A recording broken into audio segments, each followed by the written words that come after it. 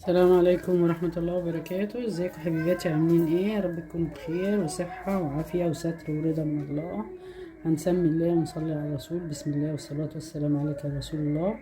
النهاردة جاية لكم بفيديو جديد. هنعمل طريقة فطاير صغيرة كده. لو انت جعانة او عايزة تفطري، عايزة تتغدي، ممكن تعمليهم. طريقة سهلة وبسيطة. هتعجبكم يعني، ان شاء الله تجربوها وتعجبكم. هنجيب كوبايتين من الدقيق، اي نوع دقيق انت عايزين الاغراض الدقيق. زي ما انت شايفاه اهو، شيلو. ادي كوبايه.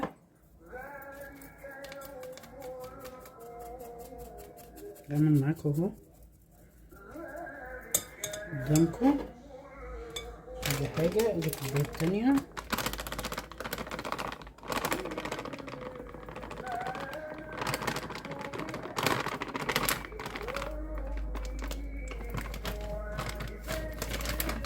ادي الكوبايه التانية نشيلها.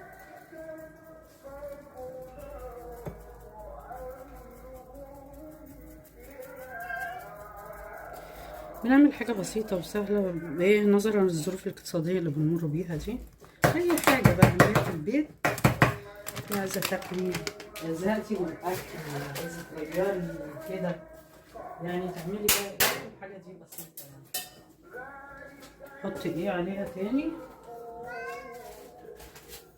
بسم الله الرحمن الرحيم.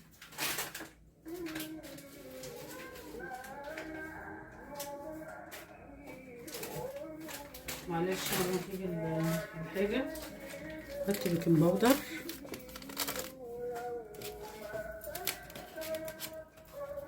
معلقة سكر، نص معلقة ملح،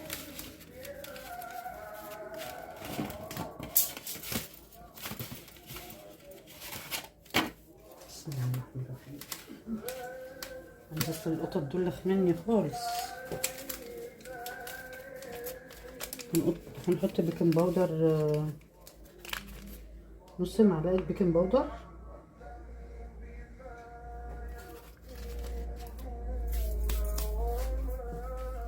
معلقة سكر كبيرة اهي،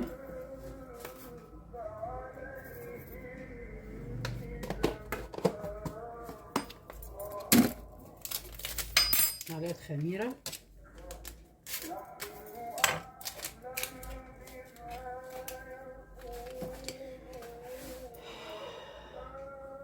يا رب هحط نص معلقة خميرة، عشان لو اكتر هحط معلقة خميرة كاملة.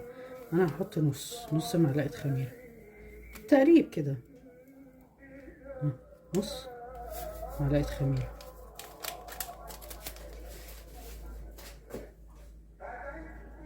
ربع معلقة بيكنج باودر،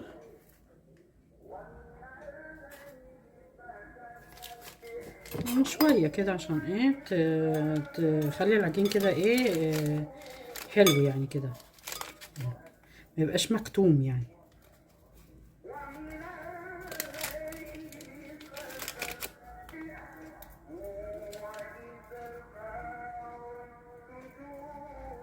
يعني انا هحط زي ربع معلقة كده تقريبا.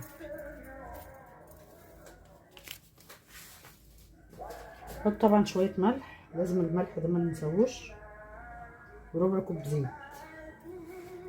شوية ملح،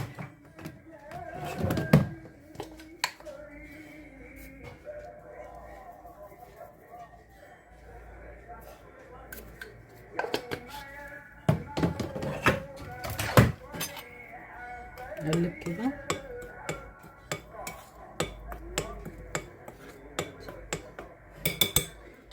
ربع كوباية زيت،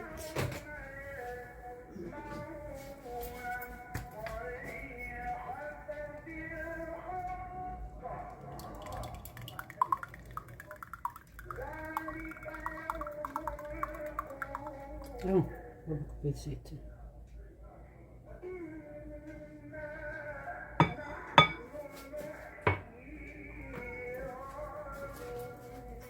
فاضل ايه؟ هنحط، نقلب كده.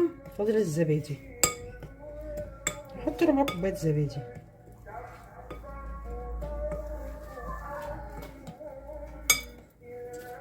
يعني زي كده ايه، معلقتين كبار زبادي كده.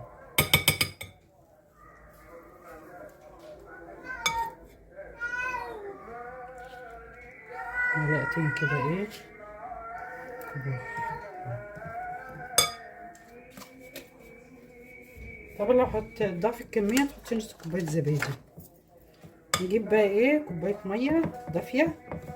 انا عندي عجان حلو اسمه جانو، هبقى اعمل لكم ريفيو عنه. بصراحة كنت طالباه من السعودية وجميل جدا، بس انا قلت ايه مش هعمل يعني على كوبايتين، يعني كوبايتين يتعجنوا سهل كده على الايد، يعني مش محتاجين عجان ولا بتاع. ان شاء الله اعمل لكم ريفيو عنه، حلو جدا، بعمل فيه القرص وبعمل فيه كل حاجة.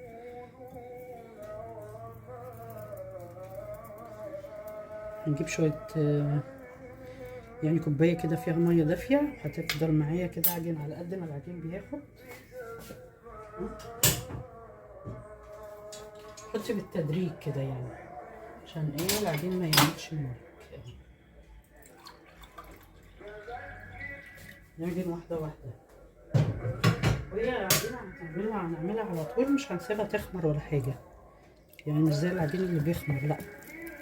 اهي اديني كده حطي حاجة يعني واحدة واحدة كده اهو، عشان ايه ما تحطيش كتير عشان العجين ما يلزقش وتحتاجي تحطي دقيق. نحط واحدة واحدة كده. بسم الله الرحمن الرحيم. بسم الله. اسكنيها كده بتاع دقيقتين 3 لحد ما تبقى حلوة في ايدك كده وتتماسك، وتقدري تتعاملي معاها عشان تظبطيها زي ما انت عايزة.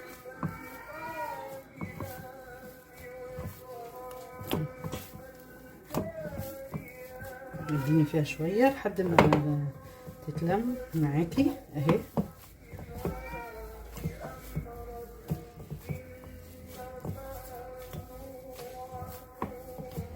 طريقة سهلة وبسيطة والله هتعجب ولادكم ان شاء الله.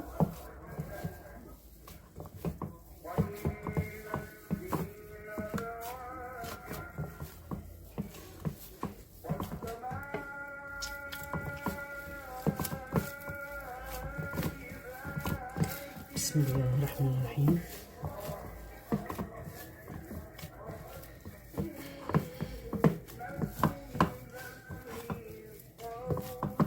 طبعا هنحضر مع بعض الحاجة اللي هنعملها، هقول لكم هنحط ايه عليها، هننوع يعني اي حاجة بقى في التلاجة عندك تحشيها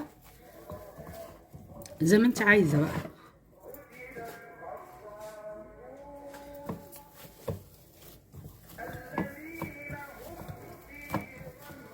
عايزة تضعفي الكمية ضعفيها بقى، يعني عايزة تعملي مثلا 4 كوبايات 6 كوبايات حسب بقى عدد ايه الأسرة عندك، بس انا بعمل كميات بسيطة عشان انا وبنتي، يعني زي ما بقول لكم في كل فيديو مفيش الا انا وبنتي بس اللي ايه يعني بنعمل الحاجات بسيطة وسهلة، كمية بسيطة يعني.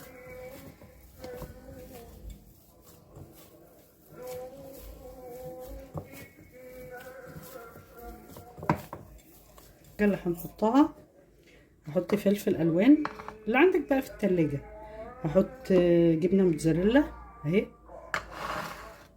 هحط لو عندك اي حتة لانشون بيفي اي حاجة في التلاجة طلعيها استغليها، مثلا حتة فرخة مثلا مركونة طلعيها قطعيها حتت صغيرة وحطي، هحط زيتون على طبعا الحاجة دي على حسب ما تطلع بقى كام واحدة.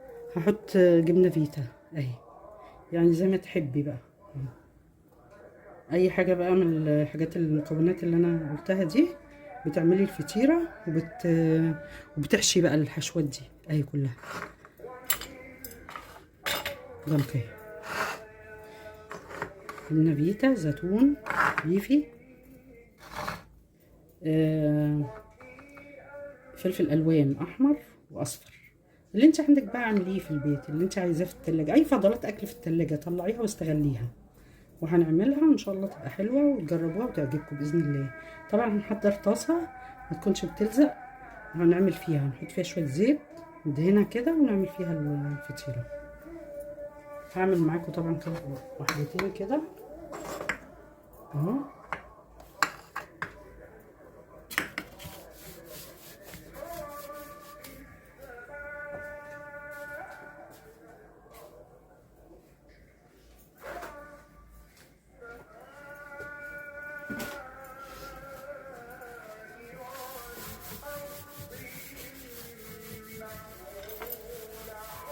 امسح كده اهو.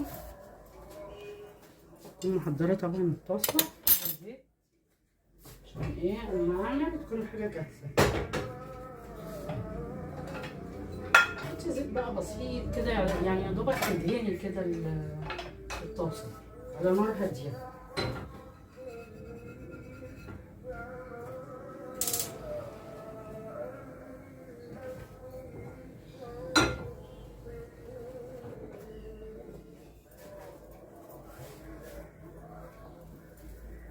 نجيب العجينه اهي قدامكم نعمل كده اهي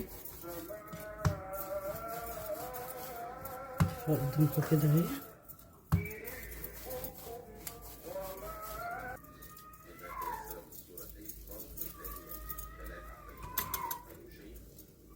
سهله وبسيطه والله هتعجبكم. انتوا عارفين انا بعمل الاكل البسيط يعني اللي هو مش مكلف واللي يقدر اي حد ايه يبقى في متناول الجميع يقدر يعمله.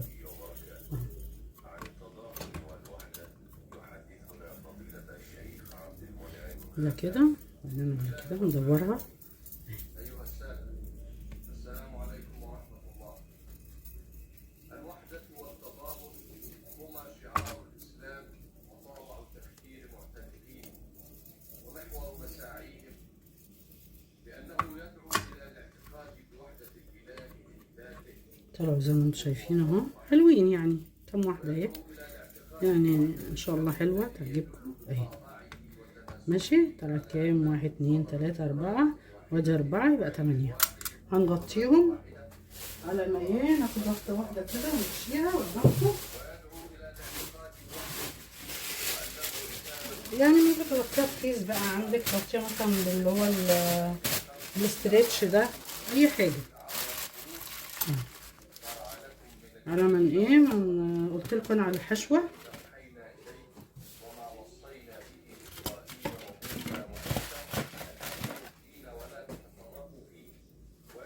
ادي الحشوة قلتها لكم اهي. هنعمل بقى واحدة قدامكم اتنين عشان ايه تبقوا شايفين. دي اول واحدة افردها.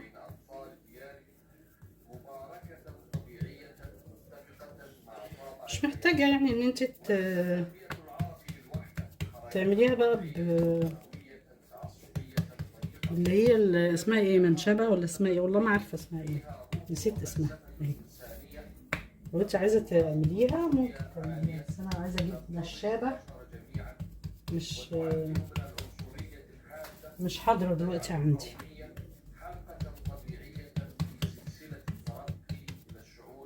هتحطي مثلا ايه شوية نقول جبنة فيتا اهي. نحط معلقة جبنة فيتا اهي افردها كده.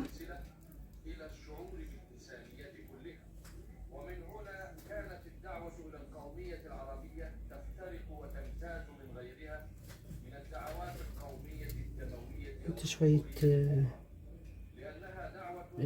فلفل احمر واصفر اهو. نحط زيتونتين، حاجة بسيطة يعني في البيت والله وجميلة ومش مكلفة وحلوة مش هتزهقوا منها يعني ان شاء الله تعملوها كده وايه وتعجبكم. دي جبنة موتزاريلا.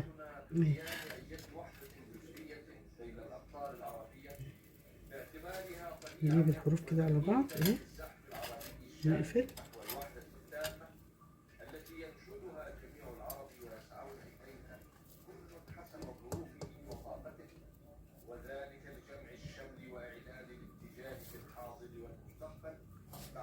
هعمل معاكم طبعا تاني.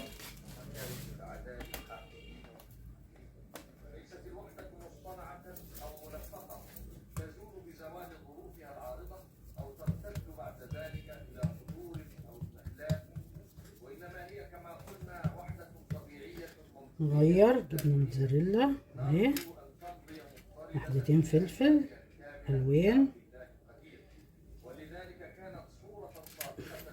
زيتونتين، حاجة جميلة يعني وسهلة. نحط واحدتين بيفي اهي اهي زي كده ايه تشكليها زي ما انت عايزة بقى اهي. بعمل قدامكم عشان ايه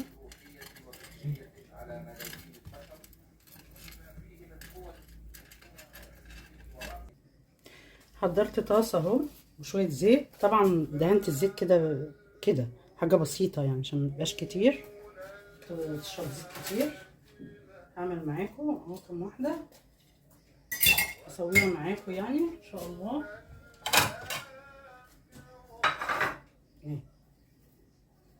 طلعوا كام زي ما قلت لكم اهم 8 وحدات اهو. هنسويها معاكم ان شاء الله تطلع حلوه وتعجبكم تجربوها ان شاء الله. اهي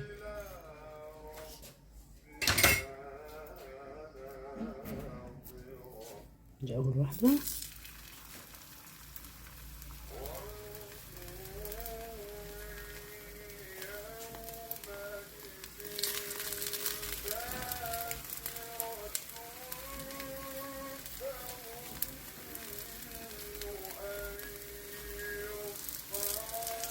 تعمليها على نار هاديه مش عاليه.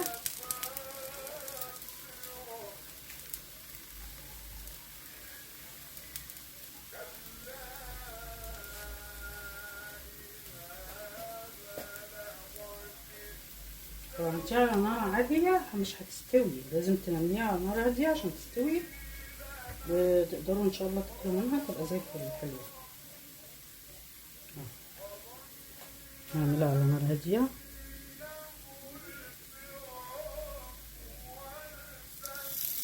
بصوا احمرت اهي. هنفضل نقلبها طبعا عشان تحمر تستوي. طبعا مش حاطه زيت ياما عشان انتوا عارفين برضه الزيت كتره مش كويس اهو. هفضل احمرها كده يعني ما اقلبها مره واتنين وكده لحد ما ايه ما نسويها وترجع يعني ناخدها باللون اللي احنا عايزينه يكون استوت كمان. هفضل اقلبها كده لحد ما ان شاء الله تستوي. وتحطي زيت بسيط يعني مش زيت كتير، لا احنا زيت بسيط عشان بس تسويها.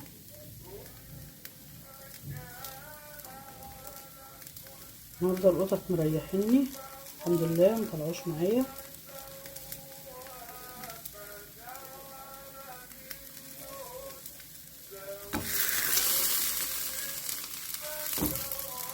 بعمل معاكم بس اول مره عشان ايه اول طاسه عشان يعني تتعلموا كده يعني او تعملوا زي ما انا كده بعمل ان شاء الله. افضل اقلبها كده لحد ما تستوي عشان ايه ميطلعش معجنه ان شاء الله يعني.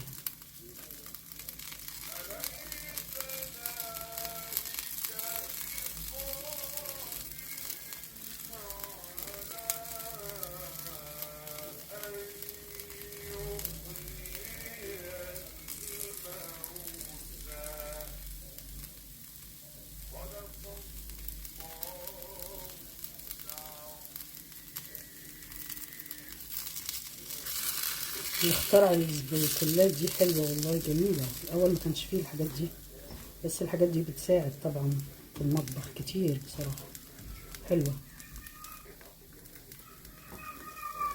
اكيد كل بيت عنده من دي او هي المساكه حاجه كويسه يعني.